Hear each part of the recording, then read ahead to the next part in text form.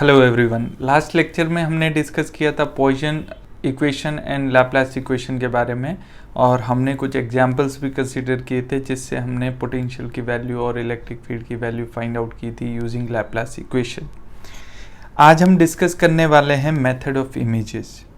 So that method of image charge जो है ये बहुत इंपॉर्टेंट टॉपिक है, चाहे हम किसी भी एग्जामिनेशन पॉइंट ऑफ व्यू से देखें, तो इसलिए आपको इस टॉपिक को अच्छे से देख लेना है।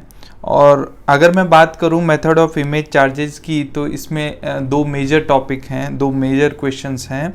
वो है पहला for infinite grounded conducting sheet और एक पॉइंट चार्ज इसमें है। सो ये एक सिस्टम है, और दूसरा सिस्टम है ग्राउंडेड कंडक्टिंग स्फीयर और एक पॉइंट चार्ज के लिए। सो ये दोनों ही सिस्टम बहुत इंपॉर्टेंट है, हम हर एक सिस्टम के बारे में बात करेंगे। आज इस लेक्चर में हम डिस्कस करने वाले हैं पहला वाला system, that is infinite grounded conducting sheet plus a point charge, right.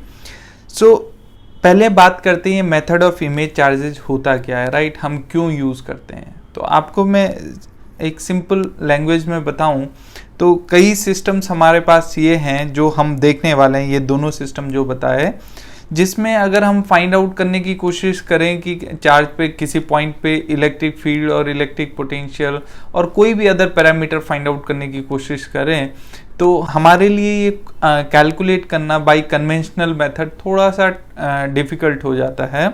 और इसलिए हम क्या करते हैं, वहाँ पे थोड़ा सा मैथमेटिक्स को ट्विस्ट करके हम एक नया सॉल्यूशन फाइंड आउट करते हैं, नए तरीके से सॉल्यूशन फाइंड आउट करते हैं। One of those methods is method of image charges. Okay, तो बेसिकली हमारे पास एक सिंपल नॉर्मल प्रॉब्लम है, लेकिन वो प्रॉब्लम कन्वेंशनल मेथड से सॉल्व नहीं हो सकती। फॉर एग्जांपल कूलम्स लॉ से सॉल्व नहीं हो सकती, गाउस लॉ से सॉल्व नहीं हो सकती इजीली। मैं बात कर रहा हूँ इजीली, भले ही कोई कॉम्प्लिकेटेड कंप्यूटर प्रोग्रामिंग उस चीज़ को सॉल्व कर सके, लेकिन एनालिटिकली हम उसको सॉल्व नहीं कर सकते हैं।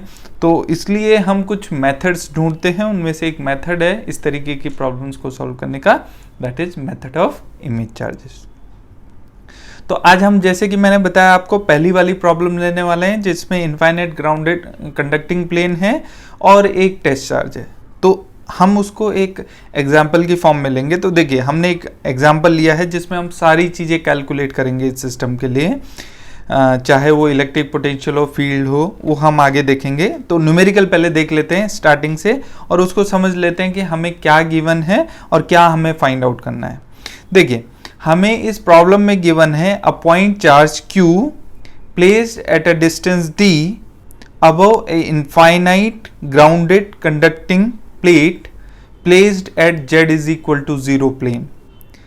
Based on the image charge method, and this is one of the method, calculate, हमें पोटेंशियल कैलकुलेट करना है किसी पॉइंट XYZ पे, हमें इलेक्ट्रिक फील्ड कैलकुलेट करना है किसी पॉइंट XYZ पे, हमें टोटल इंड्यूस्ड चार्ज निकालना है प्लेन पे, हमें टोटल इंड्यूस्ड चार्ज डेंसिटी निकालनी है, हमें force on A point charge निकालना है, हमें potential energy of A system निकालना है, और अगर चार्ज को हमने फ्री फॉल होने दिया from that point D distance से, तो उसकी speed at some arbitrary distance हमें फाइंड आउट करनी है, और फिर एट लास्ट हमें total time taken by charge to hit the plane find out करना है।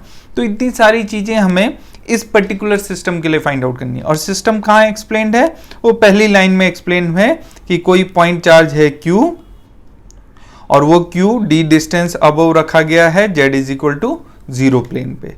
तो उसने कहा है कि कोई इनफाइनाइट कंडक्टिंग प्लेट है बोला, तो लेट से हम कुछ कंसीडर कर लेते हैं। ये हमारे पास कोई इनफाइनाइट कंडक्टिंग प्लेन है, ओके, लेट से ये इनफाइनाइट कंडक्टिंग प्लेन है और इसकी एजेस इनफाइनाइट तक जा रही हैं, लेकिन हम यहाँ पे फाइनाइट कंसीडर कर लेते हैं कुछ पार्ट।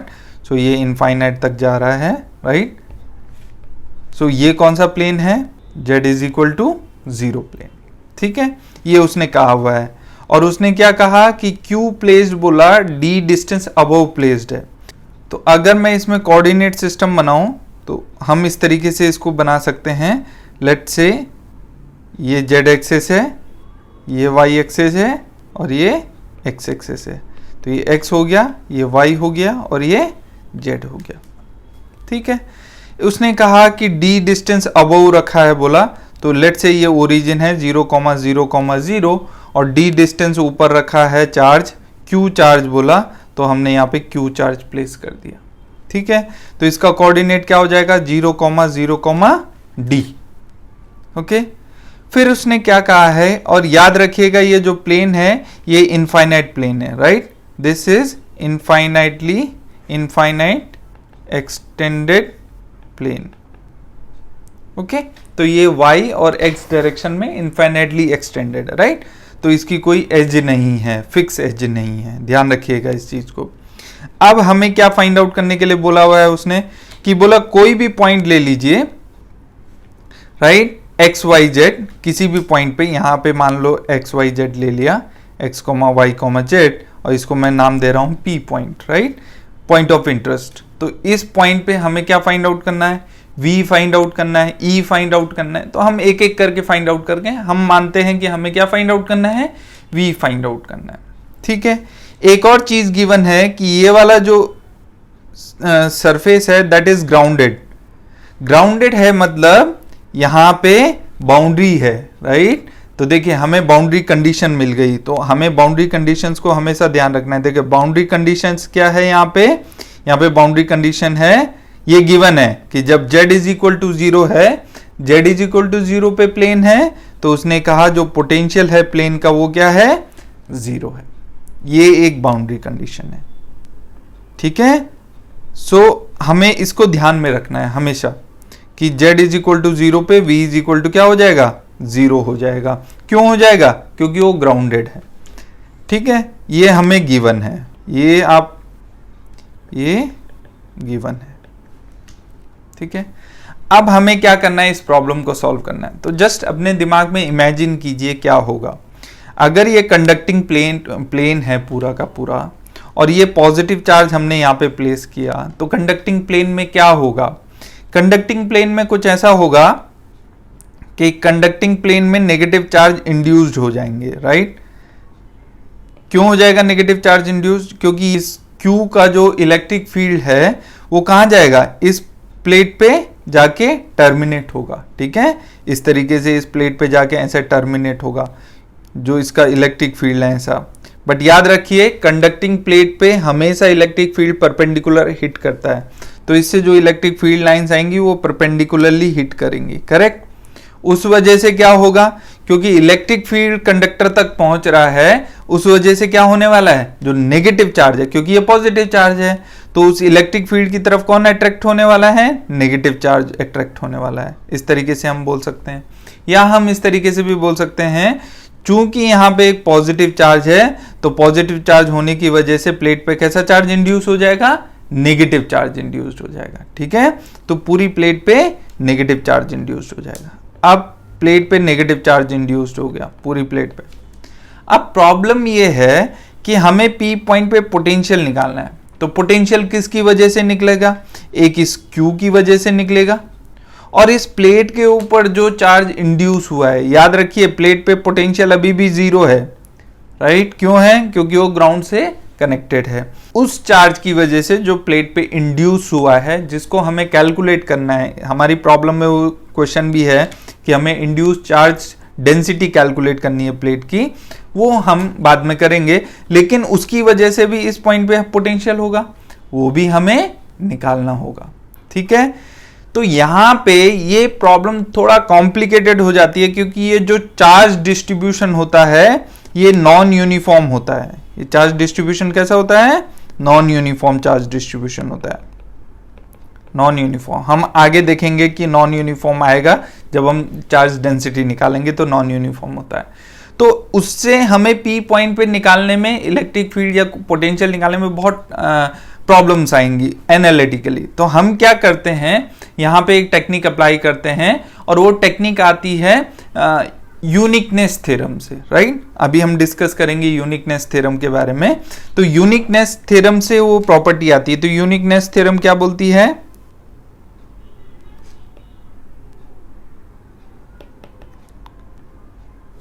यूनिकनेस थ्योरम बोलती है if some potential satisfies boundary condition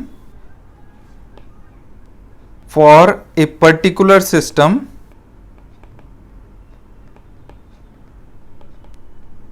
तो बोला कोई पोटेंशियल अगर बाउंड्री कंडीशन सेटिस्फाई करता है किसी पर्टिकुलर सिस्टम के लिए, then this will be the solution of the Laplace equation, Laplace equation for that system, and it will be unique. तो ये मैं आपको प्रूफ नहीं करवा रहा हूं, इसका यूनिकनेस थ्योरम क्या बोल रही है मैं ये समझाने की कोशिश कर रहा हूं। यूनिकनेस थ्योरम ये बोल रही है कि अगर कोई भी पोटेंशियल है, राइट, किसी सिस्टम की अगर वो बाउंड्री कंडीशन को सेटिस्फाई करेगा तो वो उस सिस्टम की लैपलास इक्वेशन का सॉल्यूशन होगा। अब लैपलास इक्वेशन का सॉल्यूशन क्या होता है? Del square v is equal to 0, ये लैपलास इक्वेशन होती है। आपने लास्ट लेक्चर में कैलकुलेट किया था, जब भी हम डेल स्क्वायर v को डिफरेंट सिस्टम को सॉल्व कर रहे थे तो हम क्या अचीव कर रहे थे? v is the solution of Laplace equation. यानी कि ये क्या बोलना चाह रहा है कि अगर कोई पोटेंशियल सेटिस्फाई करता है बाउंड्री कंडीशन को किसी भी सिस्टम की, तो वो पोटेंशियल लैपलास इक्वेशन का सॉल्यूशन होगा उस सिस्टम के लिए, और वो यूनिक होगा, यानी कि वो सिंगल सॉल्यूशन होगा। ठीक है, वो यूनिक सॉल्यूशन होगा उस सिस्टम के लिए। तो हम उस ट्रिक का यहां पे यूज करेंगे। हम क्या बोल रहे हैं कि ये जो चार्ज है, नेगेटिव चार्ज इस प्लेट के ऊपर डिस्ट्रीब्यूटेड है, चूंकि वो नॉन यूनिफॉर्मली डिस्ट्रीब्यूटेड है, उसकी वजह से हम पी पॉइंट पे इलेक्ट्रिक पोटेंशियल फाइंड आउट नहीं कर पा रहे हैं या इलेक्ट्रिक फील्ड फाइंड आउट नहीं कर पा रहे हैं। तो हम क्या करेंगे, हम ऐसा सिस्टम लेंगे, इसकी जगह पे हम ऐसा सिस्टम लेके आएंगे जो इस सिस्टम की बाउंड्री कंडीशन को सेटिस्फाई करे। तो अगर मैं ऐसा करूं कि इस सिस्टम की जगह मैं कोई दूसरा सिस्टम ले आऊं जिसका सॉल्यूशन इसका बाउंड्री कंडीशन को सेटिस्फाई करेगा, इसका मतलब पोटेंशियल का सॉल्यूशन बाउंड्री कंडीशन को सेटिस्फाई करेगा इस सिस्टम की, राइट। तो वो इस सिस्टम के सॉल्यूशन किसका सॉल्यूशन होगा? लैपलास इक्वेशन का सॉल्यूशन होगा। और लैपलास इक्वेशन का सॉल्यूशन v होगा। यानी कि अगर मैं कोई और सिस्टम का सॉल्यूशन लेके आऊं जो सॉल्यूशन इसकी बाउंड्री कंडीशन को सेटिस्फाई करे, तो इस सिस्टम की लैपलास इक्वेशन का सॉल्यूशन होगा, और इस सिस्टम की लैपलास इक्वेशन का सॉल्यूशन मतलब इस सिस्टम का पोटेंशियल होगा। तो हमारा पोटेंशियल फाइंड आउट हो जाएगा। तो हम क्या अज्यूम करते हैं, देखिए ध्यान से, हम ये अज्यूम करते हैं कि लेट से हमारे पास d डैश डिस्टेंस पे, लेट से d डैश डिस्टेंस पे नीचे, ध्यान रखिए प्लेन के नीचे कोई चार्ज है q डैश, कोई चार्ज है q dash, d dash distance है हमारे पास और चार्ज है q डैश। मुझे नहीं पता कैसा चार्ज है, पॉजिटिव है नेगेटिव है, वो हम फाइंड आउट करेंगे। तो मैं क्या करना चाह रहा हूं, मैंने कहा ये प्लेट यहां पे नहीं है, राइट। जस्ट कुछ देर आप इसको इस तरीके से समझिए, आपको ये कंसेप्ट बाद में समझ में आएगा। हमने अज्यूम किया कि ये प्लेन यहां पे नहीं है, उसकी जगह, प्लेन की जगह पे यहां पे क्या है? d डैश डिस्टेंस पे, ओरिजिन से नीचे d डैश डिस्टेंस पे q डैश चार्ज है, राइट। इन दैट केस अगर हम बोलें कि p पॉइंट पे पोटेंशियल निकालना है, तो p पॉइंट पे पोटेंशियल किस किस की वजह से निकलेगा? एक तो निकलेगा इसकी वजह से, किसकी वजह से? प्लस q की वजह से, और एक निकलेगा ये q डैश की वजह से। अब ध्यान रखिएगा ये q डैश किसको रिप्रेजेंट करेगा ये हम बाद में बात करेंगे। लेकिन हमने क्या किया, हमने प्लेन को हटा दिया और हम ऐसा सिस्टम लेके आ गए जिसका सॉल्यूशन इसकी बाउंड्री कंडीशन को अगर सेटिस्फाई करेगा, जो हमारे पास ओरिजिनल सिस्टम है, तो उसका जो बाउंड्री कंडीशन सेटिस्फाई होने का मतलब है वो ओरिजिनल सिस्टम की लैपलास इक्वेशन को सेटिस्फाई करेगा। और अगर ओरिजिनल सिस्टम की लैपलास इक्वेशन सेटिस्फाई होती है, मतलब ओरिजिनल इक्वेशन की लैपलास इक्वेशन में जो पोटेंशियल होगा वो कौन सा होगा? इलेक्ट्रिक पोटेंशियल किसका होगा? इस पर्टिकुलर सिस्टम का होगा। तो हम यहां पे कैलकुलेट करते हैं, चलिए। तो इलेक्ट्रिक पोटेंशियल एट P अब हम कैलकुलेट करेंगे। So this charge is called image charge, इसी को हम बोल रहे हैं इमेज चार्ज। इमेज क्यों बोल रहे हैं, ध्यान से समझिए। इसमें कुछ इस तरीके का मेथड है कि इसको मिरर मान लीजिए, इस प्लेन को अगर मिरर मान लिया तो वो Q का Q डैश क्या हो रहा है? इमेज बन रहा है, तो इसलिए उसको बोला गया है इमेज चार्ज। तो हमने इमेज चार्ज का मेथड अप्लाई किया है अब यहाँ पे। अब हम प्लेन को भूल जाएंगे, प्लेन का पूरा रिप्रेजेंटेशन किसके पास चला गया, क्यू डैश के पास चला गया।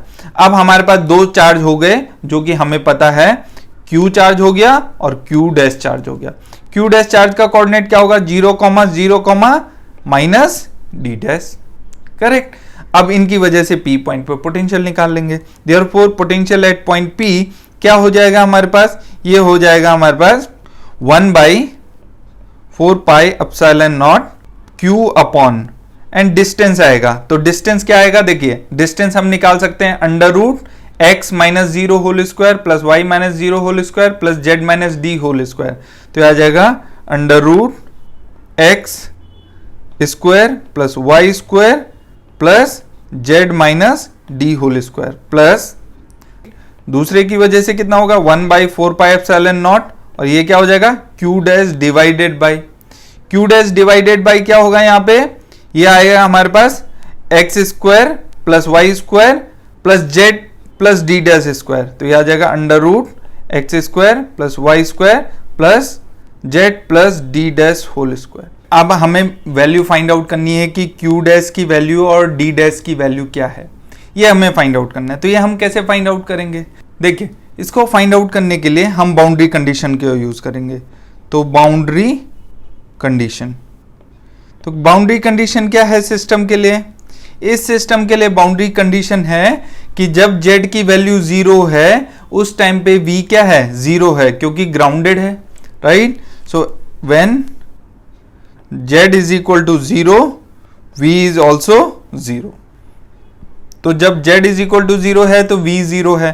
तो देखिए अब ये v कब 0 होगा, राइट, नेट v कब 0 होगा z इज इक्वल टू 0 पे, वो तब 0 होगा जब q और q डैश अपोजिट साइन के होंगे, अदरवाइज ये पॉजिटिव है, राइट, यहाँ पे ऐड हो रहा है। तो ये पूरी क्वांटिटी को अगर 0 होना है तो q और q डैश को अपोजिट साइन का होना चाहिए। तो पहला कंक्लूजन तो हमारा निकलेगा कि that is right q should be of negative factor, नहीं q dash should be of negative factor of q। अब कितना होगा वो हम फाइंड आउट करेंगे, राइट, ये हमने क्लियर कर दिया। और दूसरी चीज हमें डी डैश के लिए निकालनी है। तो देखिए ये तो हो गया 0 क्योंकि v इज इक्वल टू 0 है, तो 0 इज इक्वल टू ये आ जाएगा 1/4 पाई एप्सिलॉन नॉट, तो दोनों से कॉमन आ जाएगा, ओके।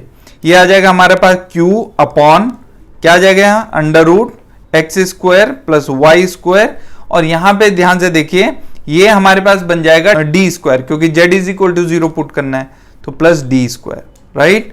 और यहाँ पे माइनस साइन लिख दिया मैंने क्योंकि q dash negative of q होगा, राइट, यानी कि q डैश अपोजिट साइन का होगा, जो भी q होगा उसके अपोजिट साइन का होगा, करेक्ट। तो यहाँ आ जाएगा हमारे पास minus q dash divided by under root, इसको लिख सकते हैं x square plus Y square plus D square, right, it is d dash square, sorry. चलिए अब हम यहां से कैलकुलेट करेंगे, तो यहां से हम ये तो 0 पे चला जाएगा, तो यहां हमारे पास क्या बचेगा q अपॉन अंडर रूट, ये आ जाएगा x square plus Y square plus D square is equal to, देखिए ये माइनस वाला इधर चला गया, तो ये बन जाएगा q dash upon under root x square plus Y square plus D dash square, clear है। अब देखिए यहां से हम क्या करेंगे, स्क्वायर करेंगे, दोनों साइड स्क्वायर कर लेंगे, दोनों साइड स्क्वायर करके और क्रॉस मल्टीप्लाई कर लेंगे, तो ये q के साथ ये वाला मल्टीप्लाई जाएगा, तो ये आ जाएगा q स्क्वायर और ये आ जाएगा x square plus Y square plus D dash square is equal to ये आ जाएगा q डैश स्क्वायर, और यहां आ जाएगा ये x square plus Y square plus D square. तो यहां से हमारे पास क्या आ गया, ये आ गया q स्क्वायर, हम इस साइड लेके आ गए सबको, तो q square minus q dash square, देखिए और इससे कॉमन लेंगे तो ये x square plus Y square बनेगा प्लस प्लस। अब यहां देखिए यहां पे हमारे पास क्या बना, यहां से अगर देखेंगे आप तो ये q square d dash square आएगा, q square d dash square, right, minus q dash square d square is equal to क्या बनेगा 0, करेक्ट। अब क्वेश्चन ये बनता है कि ये वैल्यू कब 0 होगी, ध्यान से समझिए इस चीज को। तो ये वैल्यू कब 0 होगी, देखिए ये है वेरिएबल का कोफिशिएंट। तो इस साइड अगर मैं देखूं x square plus Y square का कोफिशिएंट कितना है, 0 है। तो यानी कि ये वैल्यू एक्स, दोनों तरफ x square plus Y square का कोफिशिएंट कंपेयर कर दीजिए, यानी कि q square minus q dash square is equal to 0। और देखिए ये कांस्टेंट टर्म है, यहाँ पे ये कांस्टेंट टर्म है, तो ये कांस्टेंट टर्म भी और इस साइड भी कांस्टेंट टर्म कितना है, 0। क्योंकि 0 को आप लिख सकते हो 0 x square plus Y square plus 0। तो कंपेयर कर लीजिए दोनों साइड, तो ये आ जाएगा हमारे पास Q square d dash square is equal to q dash square d square, right. अब देखिए इसको अगर 0 रखेंगे तो यहां से हमारे पास क्यू इज इक्वल टू क्या आ जाएगा, प्लस माइनस क्यू डैश। लेकिन हमें पता है क्यू डैश की वैल्यू क्या होगी, अपोजिट साइन की, वो हमने यहीं से कंक्लूजन निकाल दिया था। क्योंकि ये v इज इक्वल टू 0 तभी पॉसिबल है इन दो पोटेंशियल को सम करने के बाद, अगर ये q डैश जो हो वो अपोजिट साइन ऑफ q हो। तो वो हम ऑलरेडी निकाल चुके हैं, यानी कि q डैश में कौन सा साइन लेना पड़ेगा, हमें माइनस q वाला साइन लेना पड़ेगा। तो ये हो गया हमारा इमेज चार्ज, ये हो गया हमारा इमेज चार्ज। तो अगर मैं बोलूं इनफाइनाइट ग्राउंडेड प्लेन में अगर q चार्ज रखा है तो उसका इमेज चार्ज कैसा होगा, माइनस क्यू होगा, राइट। और इनफाइनाइट ग्राउंडेड प्लेन में अगर माइनस क्यू चार्ज रखा है तो उसका इमेज चार्ज प्लस क्यू होगा। तो ये कुछ इस तरीके से है कि हमारे सामने कोई प्लेन मिरर है, तो हम उससे अगर कुछ दूरी पे खड़े हैं तो ठीक अपोजिट डायरेक्शन में हमारे क्या बन जाएगी, इमेज बन जाएगी। इसलिए इसको क्या बोला जाता है, इमेज चार्ज बोला जाता है, ठीक है। अब देखिए ध्यान से, दूसरी चीज हम इसको सॉल्व करना था। अब चूंकि हमारे पास q dash is equal to plus minus q dash, q is equal to plus minus q dash आ गया, उस वैल्यू को यहां रख देंगे तो यह आ जाएगा Q square d dash square is equal to, यहां पे देखो क्यू डैश की जगह क्यू रख सकते हैं, राइट। अब क्योंकि वो स्क्वायर है तो प्लस हो या माइनस हो फर्क नहीं पड़ेगा, तो ये क्यू स्क्वायर डी स्क्वायर आ जाएगा।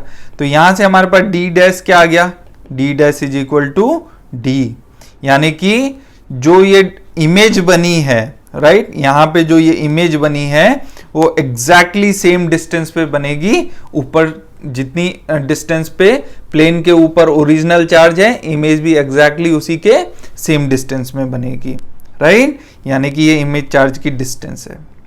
तो मैं यहां पे दोबारा बना लेता हूं उस सिस्टम को। तो सिस्टम हमारे पास कुछ इस तरीके से है, ये हमारे पास इनफाइनाइट प्लेन है, ये हमारे पास हो गया एक्स एक्सिस, ये वाई एक्सिस और ये जेड एक्सिस। पी पॉइंट पे हमें पोटेंशियल फाइंड आउट करना था, x comma Y comma z, right, और भी चीजें फाइंड आउट करनी है। और डी डिस्टेंस ऊपर हमने प्लेन से ऊपर क्या रखा है, एक प्लस चार्ज रखा है, तो उसकी वजह से एक इमेज चार्ज बनेगा। कितनी डिस्टेंस पे बनेगा, अब हमें पता है जो डी डैश डिस्टेंस है वो एग्जैक्टली डी डिस्टेंस है, और इमेज चार्ज कैसा है, माइनस क्यू। यानी कि अगर चार्ज प्लस क्यू है तो उसका इमेज चार्ज क्या आएगा, माइनस क्यू। ये चीज आपको हमेशा ध्यान रखनी है, जो भी रिजल्ट्स यहाँ पे हाईलाइटेड हैं वो आपको हमेशा ध्यान रखने हैं, बात ध्यान रखिए। और जो ये प्लेन है, ये प्लेन कौन सा है, ये प्लेन है z is equal to 0 plane. तो अगर अब मैं बात करूं कि P पॉइंट पे कितना पोटेंशियल होगा इसकी वजह से, राइट, तो ये कोऑर्डिनेट था 0,0, d, और ये कोऑर्डिनेट होगा 0,0, -d। अब हमें पता है, राइट।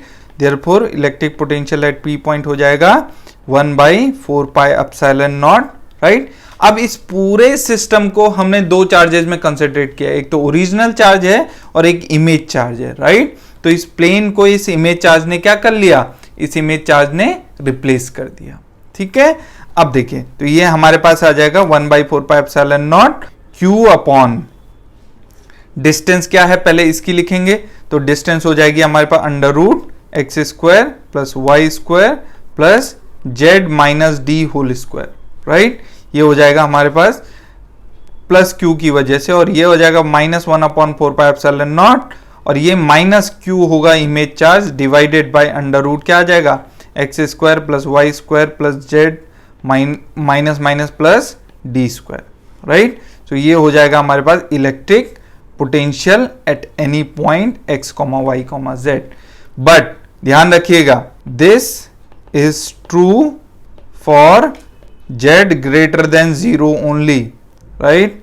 यानी कि z ग्रेटर देन 0 उसके ऊपर ही ये पोटेंशियल होगा। अगर कोई पूछेगा कि इस पॉइंट पे कितना पोटेंशियल होगा, प्लेन के नीचे कितना होगा, क्योंकि प्लेन के ऊपर एक्चुअल में क्या सिस्टम है, ये तो हमने सॉल्व करने के लिए मेथड बनाया कि जो ओरिजिनल चार्ज है उसकी इमेज बन गई and we considered that plane as an mirror, right. But actual situation क्या है कि वो वहां पे अभी वहीं पे है, प्लेन वहीं पे है और चार्ज यहां है, तो जो भी फील्ड लाइंस आएंगी वो चार्ज से ओरिजिनेट होंगी और प्लेट पे जाके खत्म हो जाएंगी, राइट, टर्मिनेट हो जाएंगी, क्योंकि कंडक्टिंग प्लेट है, जीरो पोटेंशियल पे है, ठीक है। तो यहां तो कोई फील्ड लाइंस होंगी ही नहीं, तो पोटेंशियल भी नहीं होगा, यानी कि ये जो वैलिड है ग्रेटर देन जीरो पे। नीचे कितना पोटेंशियल होगा, नीचे जीरो पोटेंशियल होगा, ठीक है, क्योंकि ये ग्राउंडेड है, ध्यान रखिएगा ये ग्राउंडेड है, ठीक है ना, तो उससे नीचे पोटेंशियल जीरो रहेगा। दूसरी चीज हमें क्या फाइंड आउट करनी थी, सेकंड चीज हमें फाइंड आउट करनी थी, वो फाइंड आउट करनी थी इलेक्ट्रिक फील्ड। ये चीज आपको हमेशा ध्यान रखनी है जो हमने ये बताया, भले ही हमने इमेज चार्ज यूज करके पोटेंशियल फाइंड आउट किया है, लेकिन अगर कोई बोले प्लेन के नीचे कितना पोटेंशियल है तो वो हमेशा जीरो ही रहेगा, ठीक है। यानी कि हम लिख सकते हैं V will be Vp when Z is greater than 0 and V is equal to 0 if Z is less than 0, right, less than 0 और equal to पे भी 0 ही है क्योंकि ग्राउंडेड है, ये आप ध्यान रखिएगा हमेशा। चलिए अब हमें फाइंड आउट करना है इलेक्ट्रिक फील्ड। तो देखिए हमारे पास पोटेंशियल की वैल्यू है, तो इलेक्ट्रिक पोटेंशियल हमारा एट एनी पॉइंट कितना है, वो है 1/4 पाई एप्सिलॉन नॉट, और Q बाहर ले लेंगे तो ये आ जाएगा, कॉमन ले लिया हमने यहां से, तो ये आएगा 1/√, ये आ जाएगा x² plus y² plus z minus D whole square plus, और ये प्लस की जगह माइनस आ जाएगा बिकॉज यहाँ पे माइनस Q है, तो ये आ जाएगा -1/√, ये आ जाएगा x² plus y² plus z plus D whole square. अब देखिए अब हमें फाइंड आउट करना है electric field, therefore electric field क्या हो जाएगा। अब इलेक्ट्रिक फील्ड अगर हमें V पता है तो इलेक्ट्रिक फील्ड कैसे फाइंड आउट करें, पता है हमें E इज इक्वल टू क्या है, माइनस ग्रेडियंट ऑफ V, ठीक है। अब इसमें कितने कोऑर्डिनेट्स हैं, 3, x, y एंड z। लेकिन अगर मैं स्मार्टली काम करूं तो हम क्या कर सकते हैं, देखिए इसको सिलिंड्रिकल कोऑर्डिनेट सिस्टम में कन्वर्ट कर सकते हैं और उससे काफी आसान हो जाएगा। कैसे, देखिए ध्यान से, सिलिंड्रिकल कोऑर्डिनेट सिस्टम में x इज इक्वल टू क्या होता है, s cos phi and y is equal to क्या होता है, s sin phi, राइट, और z इज इक्वल टू तो z ही होता है, उसमें तो कोई चेंजेस नहीं होते हैं। अब देखिए इसको अगर हम लेंगे तो यहाँ पे हम लिख सकते हैं x² plus y² is equal to s², क्योंकि ये cos² phi plus sin² phi कितना हो जाएगा, 1। तो देखिए यहाँ पे ये x² प्लस y² है, ये x² प्लस y² है, तो इसको हम तुरंत ही किस में कन्वर्ट कर लेंगे, सिलिंड्रिकल कोऑर्डिनेट सिस्टम में कन्वर्ट कर लेंगे। तो Vp को अगर मैं सिलिंड्रिकल कोऑर्डिनेट सिस्टम में लिखूं सेम प्रॉब्लम की, तो वो आ जाएगा 1/4 पाई एप्सिलॉन नॉट, और ये आ जाएगा upon √s² plus z minus D whole square minus 1/√, ये आ जाएगा x² plus z plus D whole square, ठीक है। अब हमें यहां से क्या फाइंड आउट करना है, यहां से इलेक्ट्रिक फील्ड फाइंड आउट करना है। देयरफॉर इलेक्ट्रिक फील्ड, तो ग्रेडियंट निकालना पड़ेगा। अब ग्रेडियंट का फॉर्मूला क्या होता है, तो आप सभी को पता है ग्रेडियंट का फॉर्मूला क्या होता है, gradient of V, right, scalar potential, that is 1/f del V over del U plus 1/G del V over del V plus 1/H del V over del W, यही होता है इन जनरल। अब cylindrical के लिए बात करूं तो F की वैल्यू 1 होती है, G की वैल्यू S होती है और H की वैल्यू 1 होती है, राइट। तो अगर मैं देखूं तो यहाँ पे सिलिंड्रिकल के दो ही कोऑर्डिनेट हैं, पहला वाला S होता है, दूसरा वाला phi होता है, तीसरा वाला Z होता है। तो phi कोऑर्डिनेट तो इसमें है नहीं, तो यानी कि ये वाला टर्म तो इसमें रहेगा नहीं, यानी कि एक ये वाली टर्म होगी और एक ये वाली टर्म होगी, राइट है। तो हमारे पास क्या आ जाएगा, यहाँ पे सॉरी ये U कैप, V कैप और W कैप भी आना है, ठीक है। तो हम यहाँ से E लिख लेंगे, देयरफॉर E क्या आ जाएगा हमारे पास, E सिंपली आ जाएगा माइनस, ये आ जाएगा 1/1, right, del v over del s, s cap, right, plus sign आएगा plus 1 upon s del v over del phi, phi cap, plus del v over del z, z cap.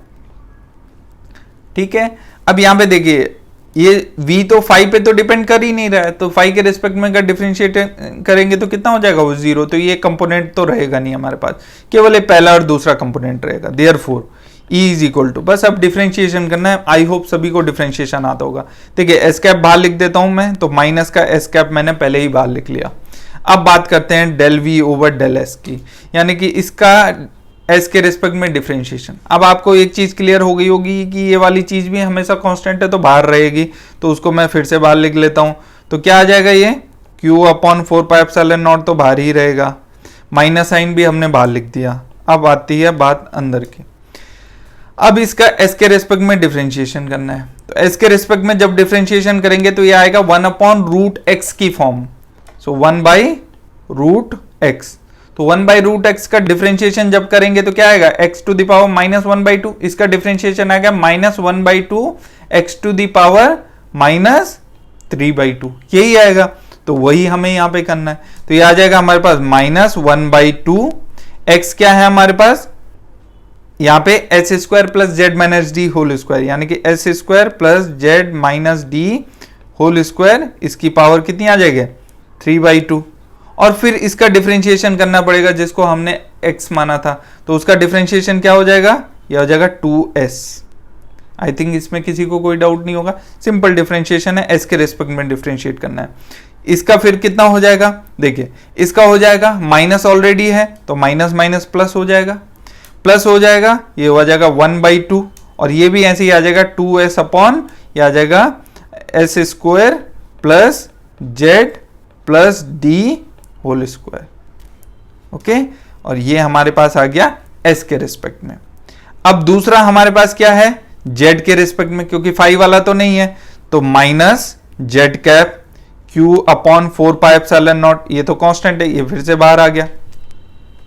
चलिए अब z के respect में जब करेंगे तो exactly same हो जाएगा, तो ये आ जाएगा माइनस 1 बाई 2, राइट, और अंडर रूट में क्या आएगा हमारे पास S square plus Z minus D whole square, इसकी पावर 3 बाई 2, और अब की बार इसका डिफरेंशिएशन होगा क्यों, तो ये आ जाएगा 2 जेड माइनस डी, ऐसे ही प्लस 1 बाई 2 आ जाएगा यहाँ पे, और यहाँ पे क्या हो जाएगा फिर से जेड के रिस्पेक्ट में आ जाएगा, तो ये आ जाएगा 2 Z plus D, right, Z plus D upon, ये आ जाएगा हमारे पास S square plus Z plus D whole square to the power 3 by 2, तो ये आ जाए। ठीक है, सो आई होप ये चीज आपको क्लियर हो गई होगी। डिफरेंशिएशन बड़ा आसान है, इसको ये कैंसिल हो गया, ये इससे ये कैंसिल हो गया, और इससे ये कैंसिल हो गया, इससे ये कैंसिल हो गया।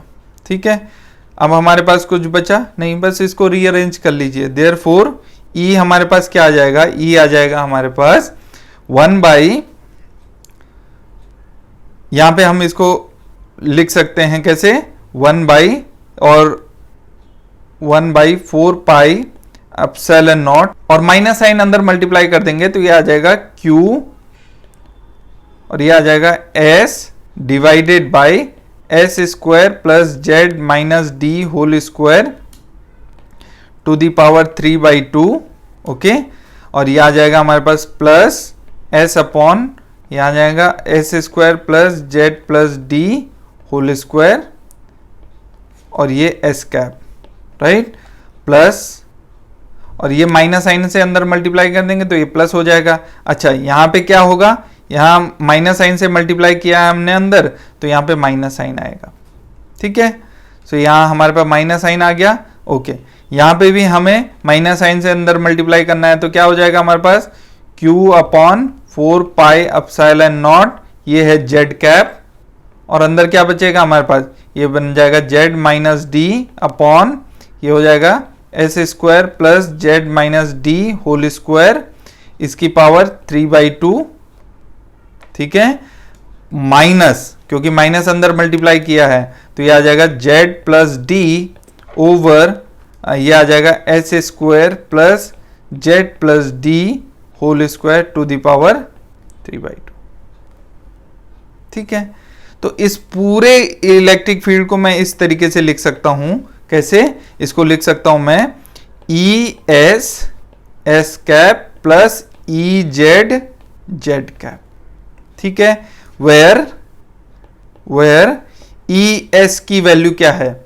ई एस की वैल्यू क्या है हमारे पास? इसकी वैल्यू है 1/4 पाई एप्सिलॉन नॉट, और ये हो जाएगा हमारे पास Q S upon S square plus Z minus D square इसकी पावर 3/2 माइनस एस अपॉन ये आ जाएगा हमारे पास S square plus Z plus D whole square इसकी पावर 3/2, राइट। और ई जेड की वैल्यू क्या हो जाएगी हमारे पास? जेड डायरेक्शन की तरफ जो इलेक्ट्रिक फील्ड होगा उसकी वैल्यू। हम क्या कर रहे हैं यहां से, एस कैप के कोफिशिएंट में जो कुछ है हमने उसको ई एस लिख दिया, और जेड कैप के कोफिशिएंट में जो कुछ ये बचा हुआ है उसको ई जेड लिख दिया, और बस इस फॉर्म में लिख दिया। तो ये आ जाएगा 1/4 पाई एप्सिलॉन नॉट, ये आ जाएगा क्यू, और क्या हो जाएगा जेड माइनस डी ओवर ये आ जाएगा S square plus Z minus D to square की power 3/2 minus Z plus D divided by ये आ जाएगा हमारे पास S square plus Z plus D whole square to the power 3/2। Clear है? तो ये हमारे पास इलेक्ट्रिक फील्ड का फॉर्मूला आ गया। देखिए कितना आसान है, जहां पे कि एस स्क्वायर की वैल्यू क्या है? एस स्क्वायर की वैल्यू क्या है? एस स्क्वायर की वैल्यू है x square plus Y square. ठीक है, तो ये बड़ा आसान है। तो ये वाला जो कंपोनेंट है ई एस वाला कंपोनेंट, अब समझने की कोशिश कीजिए। ये हमारे पास प्लेन है, राइट।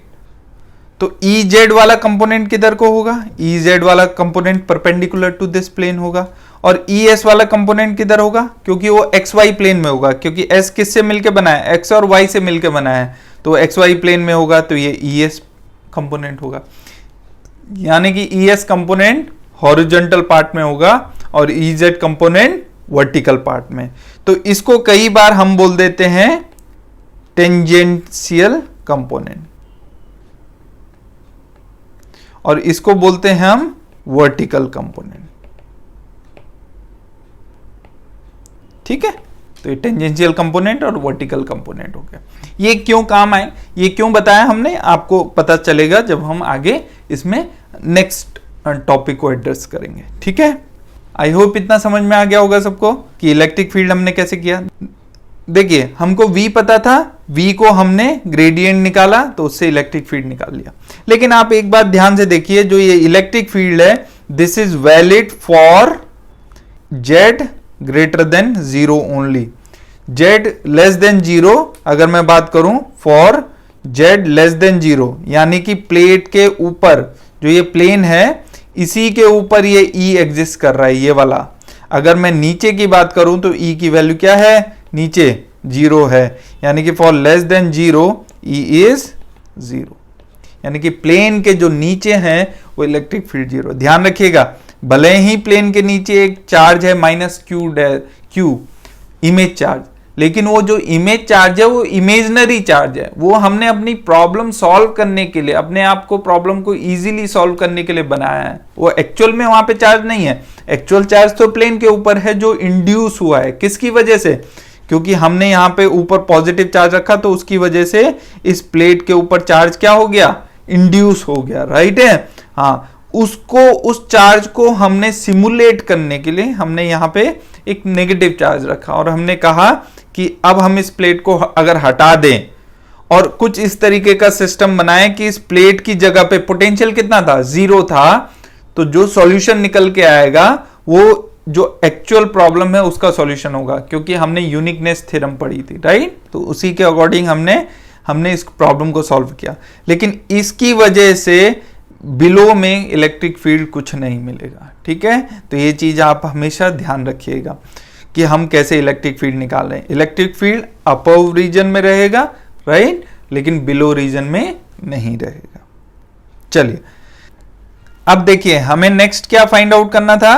हमें नेक्स्ट फाइंड आउट करना था इसमें, देखिए V हमने फाइंड आउट कर लिया है, E हमने फाइंड आउट कर लिया है। अब हमें फाइंड आउट करना है induce charge density on plane, sigma.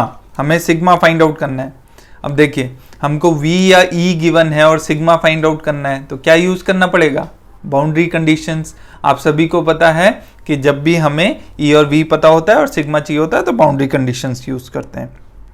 चलिए, तो अब हमें थर्ड फाइंड आउट करना है, वो फाइंड आउट करना है हमें इंड्यूस्ड चार्ज डेंसिटी। हमें ये फाइंड आउट करना है कि induced charge density find out करनी है। ठीक है, तो ये कैसे फाइंड आउट करें? तो सिग्मा फाइंड आउट करना है, तो इसके लिए हमें क्या लिखना पड़ेगा? E perpendicular above at boundary, right, minus E perpendicular below at boundary is equal to sigma upon epsilon naught. और सिग्मा कौन सा? जो इंड्यूस्ड हुआ है प्लेन के ऊपर। तो देखिए ये प्लेन है, इस तरीके से समझिए, राइट, और ये ग्राउंडेड है, राइट, और यहां पे हमने प्लस क्यू चार्ज रखा, तो इस प्लस क्यू चार्ज की वजह से इस प्लेट पे कैसा चार्ज आ जाएगा? नेगेटिव चार्ज आ जाएगा, राइट। हमें वही कैलकुलेट करना है। अब वो हम कैसे कैलकुलेट करेंगे कि सिग्मा की वैल्यू क्या आएगी? हमने बाउंड्री कंडीशन यूज कर ली। बाउंड्री कहां पे है? At z is equal to 0, तो बाउंड्री है z इज इक्वल टू 0 पे, तो अब हम वही कैलकुलेट करेंगे। तो अब ध्यान से समझिए यहां पे थोड़ा सा, ये अबव द प्लेन है, तो अबव द प्लेन की अगर मैं बात करूं तो perpendicular component above the plane, right, कौन सा वाला होगा? EZ कंपोनेंट होगा। आपको समझ में आ रहा है? हमने कैलकुलेट किया था, एक ES कंपोनेंट किया था जो टेंजेंशियल कंपोनेंट था, तो वो तो प्लेन के पैरेलल होगा, टेंजेंशियल कंपोनेंट, और जो परपेंडिकुलर होगा वो कौन सा कंपोनेंट होगा? EZ कंपोनेंट होगा, करेक्ट है। तो ये EZ कंपोनेंट है, तो E परपेंडिकुलर अबव क्या हो गया हमारे पास? EZ कंपोनेंट, और E परपेंडिकुलर बिलो क्या होगा? E परपेंडिकुलर बिलो क्या होगा? वो होगा 0, क्योंकि मैंने बताया था प्लेन के नीचे कोई भी चार्ज नहीं है, इसलिए प्लेन के नीचे कोई भी इलेक्ट्रिक फील्ड नहीं होगा। ध्यान रखिएगा, इमेज चार्ज एक्चुअल चार्ज नहीं है, वो केवल हमें एक मेथड फैसिलिटेट करवा रहा है to find out electric field और electric potential in the region above the plane, right, नीचे कुछ नहीं है उसका। चलिए, तो अब हम लिख लेते हैं यहां पे, तो ये हो जाएगा हमारे पास EZ क्यों लिखा आपको समझ में आ रहा है? क्योंकि अबव द प्लेन है और परपेंडिकुलर कंपोनेंट EZ है इलेक्ट्रिक फील्ड का, तो EZ। बाउंड्री क्या है? At Z is equal to 0, minus below क्या है? That is 0, is equal to क्या हो जाएगा? Sigma induced upon epsilon naught. अब बताइए EZ 0 क्या होगा? EZ क्या होगा? तो EZ हमारे पास ये है, इसमें z is equal to 0 put कर दी थी, तो z इज इक्वल टू जब आप 0 पुट करेंगे तो हम इस EZ वैल्यू को यूज करेंगे। तो EZ की वैल्यू हमारे पास क्या है? सबसे पहले हम EZ लिख लेते हैं, तो वो है q upon 4 pi epsilon not, यहां पे है z माइनस d, और यहां पे हमारे पास s square plus z minus D whole square to the power 3/2, और ये है minus z plus d upon, ये आ जाएगा हमारे पास S square plus Z plus D whole square to the power 3/2, ये हमारे पास है।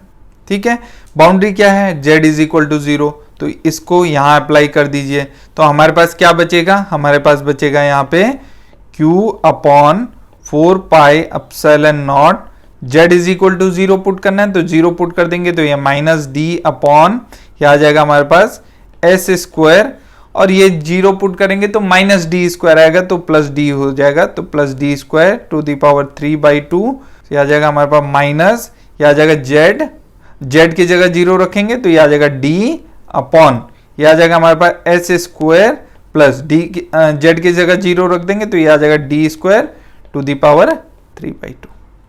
ठीक है, तो हमारे पास इज इक्वल टू किसके बराबर आ गया? Sigma in upon epsilon not. Sigma इन से मतलब है इंड्यूस्ड चार्ज डेंसिटी, तो सिग्मा इंड्यूस्ड चार्ज डेंसिटी हो जाएगी हमारे पास। देखिए ये एप्सिलॉन नॉट से एप्सिलॉन नॉट कैंसिल हो गया, तो हमारे पास आ जाएगा minus Q D, right, minus Q into D, और देखिए ये और ये टर्म सेम है तो ऐड हो जाएंगे तो 2 हो जाएगा, 2QD अपॉन 4 पाई, राइट, और ये आ जाएगा S square plus D square to the power 3/2, याद रखिएगा एस स्क्वायर की वैल्यू क्या है, x square plus Y square, तो उस टर्म में भी हम लिख सकते हैं। तो ये 2 से ये 2 टाइम्स कैंसिल हो जाएगा, तो सिग्मा इंड्यूस्ड हम लिख सकते हैं सिलिंड्रिकल कोऑर्डिनेट सिस्टम में आएगा q d upon 2 pi s square plus D square to the power 3/2 is equal to ये आ जाएगा माइनस क्यू डी अपॉन, और अगर कार्टेशियन कोऑर्डिनेट में लिखना चाहें तो एस स्क्वायर को बस क्या लिख देंगे, X square plus Y square, तो X square plus Y square plus D square to the power 3/2। तो ये है आपका sigma induced. Induced charge density आपके इतनी आएगी। तो जो प्लेन रहेगा उसके ऊपर जो चार्ज आया है, ये वाला जो चार्ज है, उसकी चार्ज डेंसिटी क्या होगी, ये होगी। ठीक है, तो अब ध्यान देने वाली बात क्या है, ध्यान देने वाली बात यह है कि ये चार्ज डेंसिटी जो आप देख रहे हैं दैट इज नॉन यूनिफॉर्म। देख सकते हैं आप, this charge density depends on x and y coordinates. तो अगर कोई भी फिजिकल क्वांटिटी अगर पोजीशन कोऑर्डिनेट्स पे डिपेंड करती है तो वो फिजिकल क्वांटिटी कभी भी यूनिफॉर्म क्वांटिटी नहीं होती है, राइट। तो ये नॉन यूनिफॉर्म चार्ज डेंसिटी है। चलिए, तो अब हमने चार्ज डेंसिटी फाइंड आउट कर ली। अब हमें क्या फाइंड आउट करना है, तो चार्ज डेंसिटी फाइंड आउट कर ली, इलेक्ट्रिक पोटेंशियल फाइंड आउट कर लिया, इलेक्ट्रिक फील्ड फाइंड आउट कर लिया। अब हमें फाइंड आउट करना है total induced charge on the plane. तो अब हम निकालेंगे टोटल इंड्यूस्ड चार्ज। तो फोर्थ पार्ट हमें पूछा है टोटल इंड्यूस्ड चार्ज, यानी कि Q टोटल निकालना है हमें। अगर हमें पता है कि ये प्लेन जो है, इस प्लेन के ऊपर चार्ज डेंसिटी क्या है, हमें पता है इस प्लेन के ऊपर चार्ज डेंसिटी क्या है, वो हमने कैलकुलेट कर ली। तो अब इंड्यूस चार्ज टोटल चार्ज निकालने में कोई प्रॉब्लम ही नहीं है, क्योंकि हमें पता है सिग्मा इज इक्वल टू क्या होता है, D Q over D S, right. ये डी एस इस स्मॉल एस से कंपेयर मत कीजिएगा, स्मॉल एस जो है वो क्या है, वो एस कोऑर्डिनेट है, यानी कि first coordinate of cylindrical coordinate system, और ये एस क्या है, ये सरफेस एरिया है। चाहे तो मैं इसको ए लिख देता हूं, तो D Q over D A हो जाएगा। सो यहां से D Q is equal to आ जाएगा सिग्मा डी ए, और क्यू अगर हमें निकालना है तो वो आ जाएगा इंटीग्रल सिग्मा डी ए। ठीक है, अब सिग्मा की हमने यहाँ पे वैल्यू रख दी, तो सिग्मा की वैल्यू हम रखेंगे सिलिंड्रिकल कोऑर्डिनेट सिस्टम में, क्योंकि आसान रहेगा। तो सिलिंड्रिकल कोऑर्डिनेट सिस्टम में रखेंगे तो ये चूंकि एरिया इंटीग्रल है तो डबल इंटीग्रल होगा, तो ये आ जाएगा माइनस क्यू डी ओवर, ये आ जाएगा हमारे पास 2 पाई, ये आ जाएगा S square plus D square to the power 3/2। ठीक है, ओके, इनटू, अब बारी है डीए की। डीए कौन सा एलिमेंट है, इस एलिमेंट का एलिमेंट है, प्लेन का एलिमेंट है, राइट। अब प्लेन जो होगा आपको पता है एक डिस्क की फॉर्म में होगी, राइट। तो एक डिस्क एज्यूम कर लीजिए जो कि इनफाइनाइटली एक्सटेंडेड है। तो अगर आपको याद हो तो सिलिंड्रिकल कोऑर्डिनेट सिस्टम में हमने डिस्क का एरिया एलिमेंट लिखवाया था, और डिस्क का एरिया एलिमेंट क्या होता है, s d s d phi, right. वो जैसे सर्कल का एरिया एलिमेंट होता है आर डी थीटा, तो वही चीज है, हमने वही लिख दिया s d s d phi, correct. क्योंकि एस कोऑर्डिनेट हमारे पास यहाँ पे है तो हमारे लिए इंटीग्रेशन इजी हो जाएगा। तो अब हम कैसे कर लेंगे इस इंटीग्रेशन को, ये आ जाएगा हमारे पास, देखिए माइनस क्यू डी अपॉन 2 पाई, तो कांस्टेंट है तो वो बाहर लिख लिया हमने। अंदर क्या बचेगा हमारे पास, 1 अपॉन, ये बचेगा हमारे पास S square plus D square to the power 3/2, और ये आ जाएगा हमारे पास एस डी एस, और हमारे पास बाकी क्या बचेगा, डी फाई। अब बताइए फाई की लिमिट कहां से कहां तक जाएंगी, तो फाई की लिमिट तो जाएगी 0 से 2 पाई, राइट, क्योंकि पूरा डिस्क बनाना है उसे, राइट, इनफाइनाइटली एक्सटेंडेड है।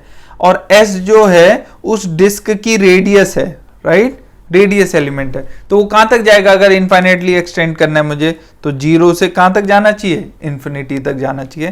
तो ये लिमिट्स पुट कर देंगे, और बस अब क्या करना है, इसको जस्ट इंटीग्रेट करना है। तो हम क्या करेंगे, let S square plus D square is equal to T, so यहां से हमारे पास ये आ जाएगा 2s ds is equal to D T, यानी कि s ds is equal to D T by 2, right. तो ये हमारे पास कितना आ जाएगा, हमारे पास आ जाएगा minus Q D over 2 pi into 1/2, ये वाला 2 आ जाएगा हमारे पास, और ऊपर क्या बनेगा हमारे पास dt बाई 2 आना था, लेकिन वो हमने बाहर लिख दिया, और ये आ जाएगा t टू द पावर 3/2। और जब s की वैल्यू 0 रखेंगे तो t की वैल्यू हमारे पास क्या आ जाएगी, s की वैल्यू 0 रखने पे t की वैल्यू आएगी d स्क्वायर, तो यहाँ लिमिट जाएगी d स्क्वायर, और जब s की वैल्यू इन्फिनिटी रखेंगे तो t की वैल्यू भी इन्फिनिटी आ जाएगी, तो इन्फिनिटी, राइट। और ये इसका इंटीग्रेशन करेंगे तो इसका इंटीग्रेशन तो सबको पता है स्ट्रेट फॉरवर्ड क्या आ जाएगा, 2 पाई आ जाएगा, तो उसको हम बाहर लिख लेते हैं। तो ये 2 पाई से 2 पाई कैंसिल हो गया, तो हमारे पास क्या बचा, qd/2, राइट। अब हमें बस इसे इंटीग्रेट करना है, तो ये बनेगा t to the power -3/2, integration होगा -3/2 + 1, और ये आ जाएगा -3/2 + 1, तो यहाँ पे आ जाएगा -1/2, तो वो ऊपर जाएगा तो -2 बनेगा, और t to the power -1/2, right. तो यहाँ पे हमारे पास क्या आ जाएगा, -2/t टू द पावर 1/2, ये हमारा इंटीग्रेशन आ जाएगा, और ये आ जाएगा d स्क्वायर से इन्फिनिटी तक। तो देखिए अब हम क्या करेंगे, ये माइनस माइनस प्लस हो, चलिए उसको रहने देते हैं, तो ये आ जाएगा -qd/2, राइट, 2 बाहर ले लिया हमने, तो पहले अपर लिमिट रखेंगे तो -1/∞ आएगा, फिर माइनस माइनस प्लस हो जाएगा, फिर लोअर लिमिट रखेंगे, तो लोअर लिमिट रखेंगे जब d स्क्वायर रखेंगे t की जगह तो वो d आ जाएगा, तो ये आ जाएगा +1/d, राइट। अब 1/∞ तो क्या हो जाएगा, 0 हो जाएगा, तो ये आ जाएगा, ये 2 से 2 कैंसिल हो जाएगा, तो -qd, राइट, और ये आ जाएगा 1/d, तो ये d से d कैंसिल आ गया, तो q टोटल हमारे पास क्या निकल के आया, टोटल चार्ज कितना निकल के आया, q, वो भी नेगेटिव का, ये एक्सपेक्टेड था, राइट। ये कैसे एक्सपेक्टेड था, ये ऐसे एक्सपेक्टेड था। ये कौन सा चार्ज है जो इंड्यूस हुआ है, this is total induced charge, induced charge. ये एक्सपेक्टेड कैसे था, देखिए अब ये प्लेन है हमारे पास, इनफाइनाइट प्लेन है, राइट, ग्राउंडेड प्लेन है, इसके ऊपर हमने +q चार्ज रखा है, तो जो इसकी वजह से इस प्लेट के ऊपर चार्ज इंड्यूस्ड होगा वो कितना होगा, एग्जैक्टली सेम होगा, अपोजिट साइन का, तो -q चार्ज इस प्लेट के ऊपर इंड्यूस होगा, राइट। लेकिन इसकी वजह से किसी भी पॉइंट पे इलेक्ट्रिक फील्ड, इलेक्ट्रिक पोटेंशियल निकालना थोड़ा टफ था, तो हमने क्या किया, इस -q की जगह एग्जैक्टली नीचे हमने एक -q चार्ज ले लिया, और इस तरीके से -q चार्ज लिया कि इन दोनों की वजह से, ये +q और इस इमेज चार्ज की वजह से इस प्लेट की पोजीशन में पोटेंशियल की वैल्यू क्या हो जाए, 0 हो जाए, राइट। तो कंडीशन सेटिस्फाई होगी लैप्लासियन इक्वेशन की, और लैप्लास इक्वेशन की कंडीशन सेटिस्फाई हो गई, मतलब कि ये प्लेट और ये चार्ज और ये चार्ज और ये चार्ज दोनों एक ही इक्विवेलेंट सिस्टम को रिप्रेजेंट करने लगे, और जब वो इक्विवेलेंट सिस्टम को रिप्रेजेंट करने लगे तो हमने प्लेट को हटा दिया और इन दोनों चार्ज को यूज करके इलेक्ट्रिक फील्ड, इलेक्ट्रिक पोटेंशियल की वैल्यू फाइंड आउट कर ली, ठीक है। बट ये चीज अभी भी ध्यान रखिए कि प्लेट के नीचे वाले रीजन में यहां पे इलेक्ट्रिक फील्ड, इलेक्ट्रिक पोटेंशियल सब 0 होने वाला है, क्योंकि एक्चुअल सिचुएशन तो अभी भी क्या है, हमने इमेजिन करके ऑन पेपर हटाया है, लेकिन एक्चुअल में तो वहां पे अभी भी प्लेट है और उसके ऊपर चार्ज है, तो प्लेट के नीचे फील्ड और पोटेंशियल दोनों 0 है। जो फिफ्थ प्रॉब्लम है that is force on point charge, ये हमें कैलकुलेट करना है। तो देखिए पॉइंट चार्ज, एक्चुअल सिस्टम हमारे पास क्या है, हमारे पास एक +q चार्ज है और एक इनफाइनाइट प्लेन है, करेक्ट। तो इसकी वजह से, क्योंकि इनफाइनाइट प्लेन ग्राउंडेड है और हमने देख लिया कि प्लेन के ऊपर कैसा चार्ज इंड्यूस्ड हो गया, नेगेटिव, जो कि यूनिफॉर्म नहीं है। तो अगर ये यूनिफॉर्म चार्ज नहीं है, इन दैट केस इसके ऊपर कुछ फोर्स लगेगा इस इंड्यूस्ड चार्ज की वजह से, वो कितना लगेगा, तो वो हम कैसे कैलकुलेट करेंगे। तो देखिए उसको कैलकुलेट करने के लिए हमें क्या करना पड़ेगा, हमें इमेज चार्ज की हेल्प लेनी होगी। ये हमने -q चार्ज लिया, ये d डिस्टेंस ऊपर है, तो ये d डिस्टेंस नीचे है इसके, राइट।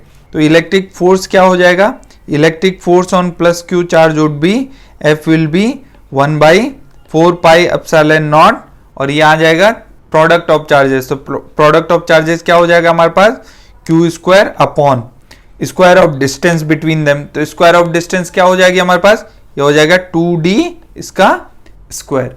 अब ध्यान देने वाली बात यहां पे ये है कि हमारे पास जो डायरेक्शन होगी फोर्स की वो नीचे की तरफ होगी, राइट।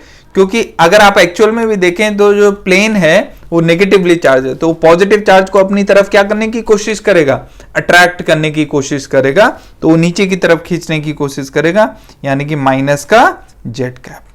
ठीक है, तो ये हमारे पास इलेक्ट्रिक फोर्स आ गया। तो इलेक्ट्रिक फोर्स आपको पता चल गया।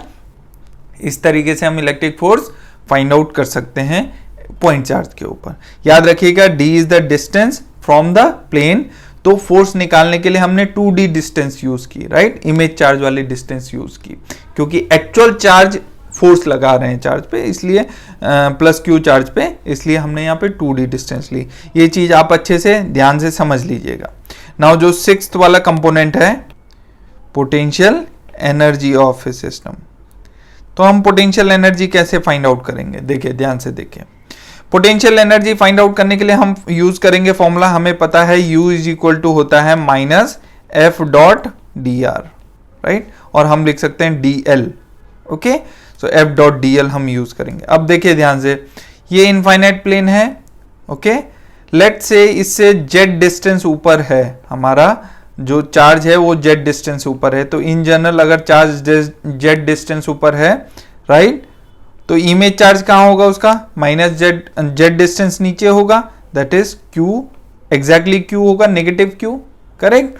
तो हमारे पास पोटेंशियल एनर्जी हमें कैसे फाइंड आउट करनी है, हमें पहले फोर्स निकालना है।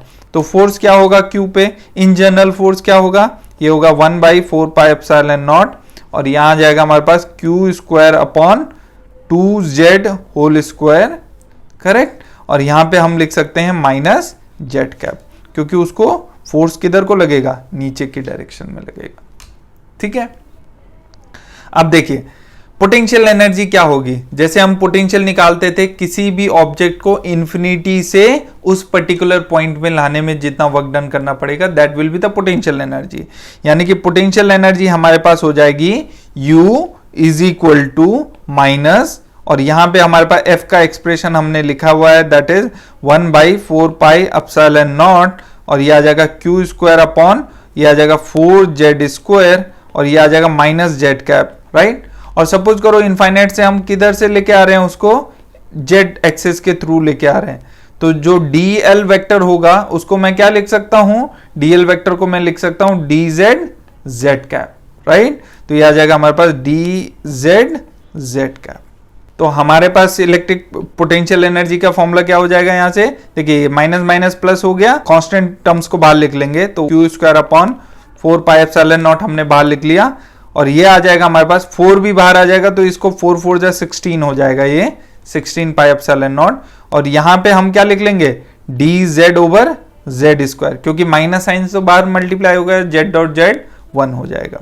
ठीक है, अब लिमिट्स रखनी पड़ेगी, तो लिमिट्स क्या हो जाएंगी, लिमिट्स हम कहां से लेके आ रहे हैं, इन्फिनिटी से लेके आ रहे हैं, और Q चार्ज एक्चुअल में कितनी डिस्टेंस पे रखा हुआ है, लेट सपोज करो यहां तक लेके आने, यानी कि D डिस्टेंस तक लेके आना है, क्योंकि D डिस्टेंस पे रखा है हमने, तो D डिस्टेंस तक हमें उसको लेके आना है। ठीक है, तो ये हो जाएगा। अब बस इसको इंटीग्रेट कर दीजिए, तो Q स्क्वायर अपॉन 16πε0 हो जाएगा, यहाँ पे क्या आ जाएगा हमारे पास, -1/z इंटीग्रेशन आ जाएगा, और लिमिट जाएंगी इन्फिनिटी से D तक। This is potential energy of the system. Therefore U is equal to क्या आ जाएगा हमारे पास, U इज इक्वल टू आ जाएगा हमारे पास Q स्क्वायर अपॉन 16πε0, और यहाँ पे जब हम लिमिट रखेंगे तो ये -1/d आएगा, माइनस माइनस प्लस 1/इंफिनिटी। तो यहां से हम U क्या लिख सकते हैं, U हमारे पास आ जाएगा minus Q square upon 16πε0d। ठीक है, सो this will be the potential energy of that system. कौन सा सिस्टम, एक प्लेन है जो कि ग्राउंडेड है और जिसका पॉइंट चार्ज d डिस्टेंस ऊपर रखा है, राइट। तो देखिए कितना आसान है, लेकिन ये आसान कब हुआ, जब हमने पूरे सिस्टम को इमेज चार्ज की तरह कंसीडर किया, और इमेज चार्ज को हम इनकॉर्पोरेट किए पूरे सिस्टम की कैलकुलेशन करने में। हमने पोटेंशियल एनर्जी कैलकुलेट कर ली, हमने force on point charge calculate कर लिया। अब हमें कैलकुलेट करना है if charge is allowed to fall on grounded conducting plane. देखिए प्लेन जो है वो नेगेटिवली इंड्यूस चार्ज है, ये पॉजिटिव चार्ज है, अगर हमने इसको छोड़ दिया तो ये नीचे की तरफ आने लगेगा, क्योंकि अट्रैक्शन फोर्स है, क्योंकि पॉजिटिव चार्ज और नेगेटिव प्लेन है तो नीचे की तरफ आने लगेगा। तो वही बोल रहा है कि अगर अलाउड टू फॉल, मतलब छोड़ दिया उसको, right, on grounded conducting plane with initial speed दे दी उसने। इनिशियल स्पीड कितनी दे दी, v naught is equal to 0 speed से बोला, हमने छोड़ दिया उसे। तो हमें क्या करना है, calculate the speed at some arbitrary distance, किसी आर्बिट्री डिस्टेंस पे हमें स्पीड कैलकुलेट करनी है। चलिए, तो इनिशियल स्पीड 0 है, ध्यान रखिएगा। चलिए इसको कैलकुलेट करते हैं। तो इसको कैसे कैलकुलेट करेंगे, तो अब हमारे पास है 7th पार्ट है हमारे पास, स्पीड हमें कैलकुलेट करनी है एट आर्बिट्ररी पोजीशन, राइट, और हाइट और जेड, आर्बिट्री जेड पे हमें क्या करना है, स्पीड कैलकुलेट करनी है। तो कंडीशन क्या है समझ लेते हैं। ये इनफाइनाइट प्लेन है, राइट, जो कि ग्राउंडेड है, इसके ऊपर एक पॉजिटिव चार्ज रखा है, कितनी डिस्टेंस पे, d डिस्टेंस पे रखा है, राइट। तो उसको हमने फॉल होने दिया, तो फॉल होके सपोज करो वो यहां तक आया, उसकी सपोज करो ये कोऑर्डिनेट जेड कोऑर्डिनेट है, हमें इस पॉइंट पे vz कैलकुलेट करना है, यानी कि velocity vz, small vz calculate करना है। ये हम कैसे करेंगे, इनिशियल वेलोसिटी यानी कि v at d is equal to क्या दिया है हमें, 0, ये बोला हुआ है कि इनिशियली वो 0 से स्टार्ट किया और फ्री फॉल होने दिया, right. In that case at arbitrary height क्या स्पीड होगी, ये हमें कैलकुलेट करना है। तो अगेन ये q चार्ज है, राइट। तो अगर मैं आऊंगा तो एट आर्बिट्री पोजीशन अगर मैं बात करूं तो लेट से ये q चार्ज है, तो इसकी वजह से उसी टाइम पे यहां पे क्या होगा, माइनस q चार्ज होगा, right. Z distance below this plane minus q charge होगा। तो ऊपर अगर z distance above q charge है तो नीचे माइनस q चार्ज होगा। इमेज चार्ज हमें पता है, तो फोर्स कितना लगेगा, force will be q square upon 4 pi epsilon naught, और डिस्टेंस क्या हो जाएगी 2z स्क्वायर, क्योंकि z ऊपर है प्लेन के और z नीचे है, और ये आ जाएगा z कैप माइनस का, ठीक है। तो मैं इस तरीके से भी लिख सकता हूं f is equal to minus q square upon 4 pi epsilon naught, या 16 pi epsilon naught z square, और ये z कैप लिख दिया मैंने। ये हमारे पास फोर्स आ गया। बट अब देखिए यहां पे न्यूटन्स लॉ हम यूज करेंगे, क्योंकि हमें वेलोसिटी निकालनी है। हमें क्या पता है, फोर्स पता है। तो अगर कभी भी फोर्स पता है, वहां से अगर वेलोसिटी पोजीशन निकालनी है, तो हमारे पास कौन सा फेमस लॉ है, न्यूटन्स लॉ। न्यूटन्स लॉ क्या बोलता है, F इज इक्वल टू क्या होगा बोला, m acceleration d2z over dt square, यही होगा, इंटू z कैप, यही होगा। इन दोनों को कंपेयर कर लीजिए। देखिए ये फोर्स आया कूलम्स लॉ से, और ये है न्यूटन्स लॉ। न्यूटन्स लॉ बोलता है कहीं से भी फोर्स लाके दो, जो कि ये है, राइट, वो किसके बराबर होगा, mass into its acceleration. Therefore हम लिख सकते हैं m d2z over dt square is equal to क्या होगा, minus q square upon 16 pi epsilon naught z square. याद रखिएगा d2z ओवर dt स्क्वायर क्या है, एक्सेलरेशन ऑफ द चार्ज, ठीक है। अब हमें वेलोसिटी निकालनी है, तो a is equal to acceleration तो हो जाएगा d2z over dt square, right, और वेलोसिटी क्या हो जाएगी हमारे पास, वेलोसिटी क्या होती है dz ओवर dt, और एक्सेलरेशन क्या होता है dv ओवर dt, राइट, ये भी एक्सेलरेशन होता है, आपको पता है। तो इसको ऐसे लिख सकते हैं dv ओवर dz, और इसको लिख सकते हैं dz ओवर dt। अब देखिए dz ओवर dt क्या हो गया, वेलोसिटी, यानी कि एक्सेलरेशन को हम इस फॉर्म में भी लिख सकते हैं v dv ओवर dz। तो एक्सेलरेशन की ये वाली वैल्यू यहां रख दीजिए, तो हमारे पास क्या आ जाएगा, यहां से हमारे पास आ जाएगा mv dv over dz, correct, is equal to minus q square upon 16 pi epsilon naught z square. अब बस इसको इंटीग्रेट करना है, क्योंकि देखिए इधर ये वेलोसिटी आ गया, इधर ये z आ गया, हमको बस क्या करना है, इंटीग्रेट करना है, हमारा वेलोसिटी आ जाएगा एक्सप्रेशन, ठीक है। अब कैसे इसको इंटीग्रेट करेंगे, इंटीग्रेटिंग बोथ साइड। एक मेथड है, आप पूरे को इंटीग्रेट कीजिए, राइट, इस dz को उधर लेके जाइए और पूरा इंटीग्रेट कर दीजिए। तो यहाँ पे क्या आ जाएगा हमारे पास, इसको हम लिख सकते हैं, ये आ जाएगा m बाहर लिख सकते हैं, तो m हमने बाहर लिख लिया, m ये हो जाएगा हमारे पास v dv, ये dz हम उस तरफ लेके गए तो यहाँ आ जाएगा हमारे पास minus Q square upon 16 pi epsilon naught, और ये आ जाएगा dz ओवर z स्क्वायर। अब इसको क्या करेंगे, इसको इंटीग्रेट कर देंगे, तो इसको इंटीग्रेट करेंगे तो ये आ जाएगा M V square by 2 is equal to, यहाँ आ जाएगा माइनस क्यू स्क्वायर बाई, यहाँ पे कितना आ जाएगा minus Q square by 16 pi epsilon naught, और 1 बाई जेड स्क्वायर का इंटीग्रेशन माइनस 1 अपॉन जेड, तो माइनस 1 अपॉन जेड, और प्लस का constant term that is C. तो यहां से हमारे पास वी स्क्वायर क्या आ गया बताइए, वी स्क्वायर आ गया हमारे पास, देखिए 2 से मल्टीप्लाई होगा तो ये आ जाएगा माइनस क्यू स्क्वायर, और माइनस माइनस प्लस हो जाएगा, ये तो प्लस हो गया, और यहाँ पे आ जाएगा 8 क्योंकि 2 से मल्टीप्लाई होगा ऊपर तो 16 को 8 टाइम्स कैंसिल करेगा, पाई एप्सिलॉन नॉट m आएगा, राइट, और ये आएगा 1 अपॉन z प्लस, अब देखिए जब 2c से मल्टीप्लाई करेगा तब भी कांस्टेंट आएगा, और m से डिवाइड होगा तब भी कांस्टेंट आएगा, तो ये c1 लिख दिया, कोई नया कांस्टेंट आ गया, तो v स्क्वायर की वैल्यू हमारे पास आ गई। तो v स्क्वायर आ गया Q square upon 8 pi m epsilon not 1 upon z plus c1। लेकिन अब ये c1 वैल्यू निकालनी पड़ेगी हमको, ठीक है। तो अब ये c1 हम वैल्यू कैसे निकालेंगे, देखिए हमें कंडीशन गिवन है, क्या गिवन है, क्या गिवन है हमें, when z is equal to d, right, जब z d था कहां पे, इस पॉइंट पे, राइट, उस समय वेलोसिटी क्या है चार्ज पार्टिकल की, 0, तो 0 है, यानी कि v की वैल्यू उस समय क्या है, 0 है, उस वैल्यू को यहां सब्स्टिट्यूट कर दीजिए।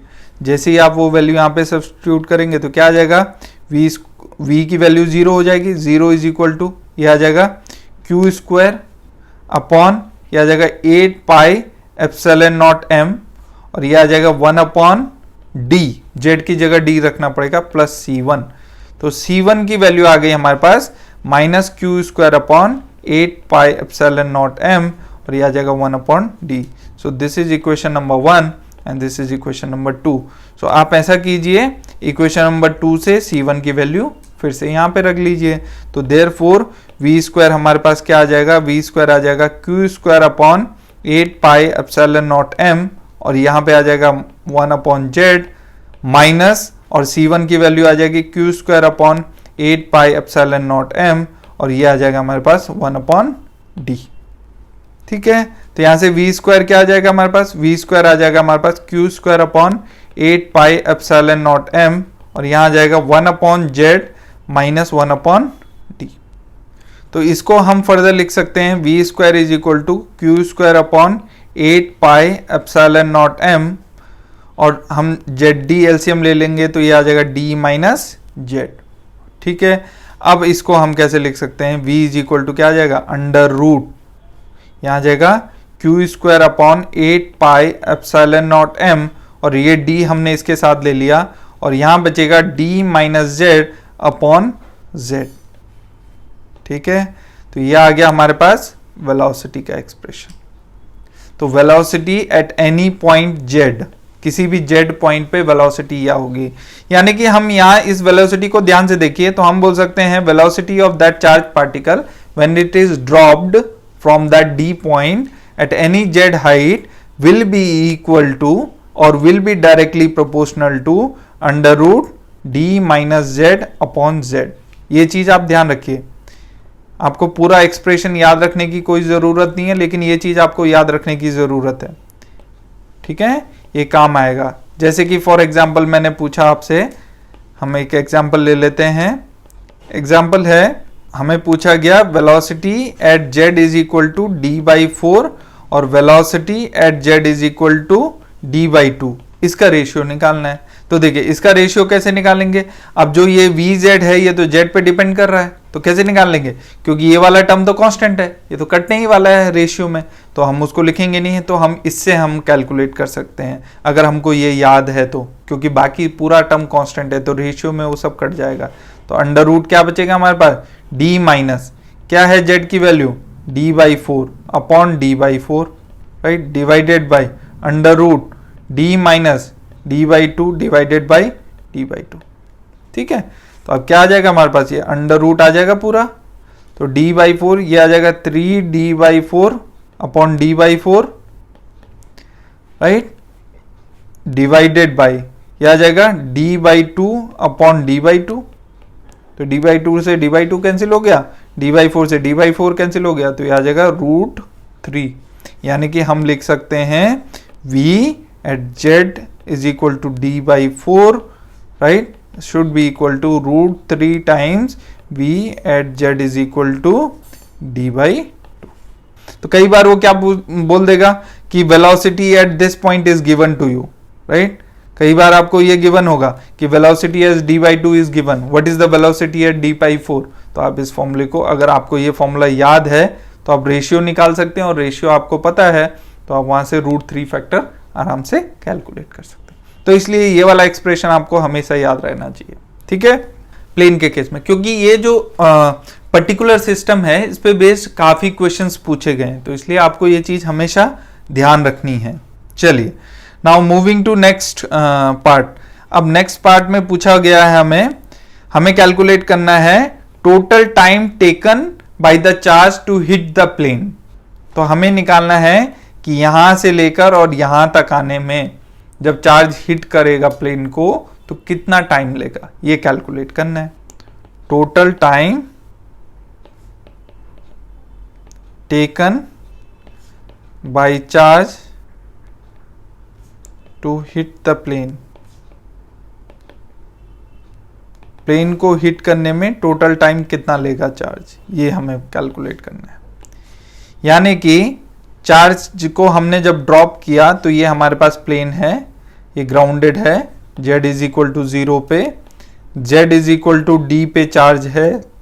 जब हमने उसको ड्रॉप किया तो वो कितना टाइम लेगा, तो यहाँ पे t इज इक्वल टू 0 पे ड्रॉप किया तो t is equal to capital T है, लेट से वो t टाइम लेगा 0 से यहाँ तक आने में, d से 0 तक आने में, z is equal to d से z इज इक्वल टू 0 तक आने में। तो अब वो टाइम हमें कैलकुलेट करना है, तो हम कैसे कैलकुलेट करेंगे। देखिए, हमें वेलोसिटी का एक्सप्रेशन पता है, ये हमें वेलोसिटी का एक्सप्रेशन यहाँ से पता है। तो वेलोसिटी का एक्सप्रेशन है under root Q square upon 8 pi epsilon naught md। तो वेलोसिटी है हमारे पास, velocity at Z point is under root Q square upon 8 pi epsilon naught md, और ये है d minus Z upon Z. But हमें पता है जो vz है वो क्या है, by definition dz over dt है, तो उसको यहाँ रख देंगे। तो हमारे पास क्या आ जाएगा, यहाँ से हमारे पास आ जाएगा dz over dt is equal to under root, ये आ जाएगा Q square upon 8 pi epsilon naught md, और ये आ जाएगा d minus Z upon Z. ठीक है, अब हमें क्या करना है, z वालों को एक तरफ करना है, t वालों को एक तरफ करना है। तो ये हमारे पास आ जाएगा, ये z वाला इधर ले आएंगे तो ये आ जाएगा under root z upon d minus Z, और ये आ जाएगा dz is equal to under root Q square upon 8 pi epsilon naught md, और यहाँ पे क्या आ जाएगा हमारे पास, ये dt।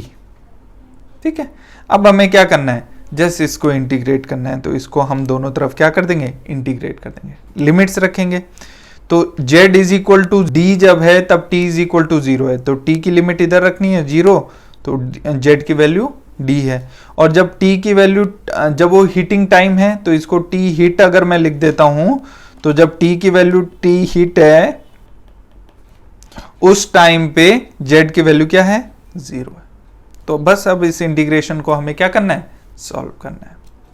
तो इस इंटीग्रेशन को सॉल्व करने के लिए हमें ट्रिग्नोमेट्रिक रेशियोज सब्स्टिट्यूट करने पड़ेंगे। तो क्या सब्स्टिट्यूट करना पड़ेगा, z is equal to D sine square theta. तो d माइनस जेड क्या हो जाएगा, देखिए d minus D sine square theta, तो ये आ जाएगा d, और 1 माइनस साइन स्क्वायर थीटा क्या बनेगा, कॉस स्क्वायर थीटा। तो d माइनस जेड हो गया, z हो गया। अब बताइए dz क्या हो जाएगा, dz हो जाएगा, यहाँ से देखेंगे तो ये आ जाएगा 2 साइन थीटा कॉस थीटा और डी थीटा।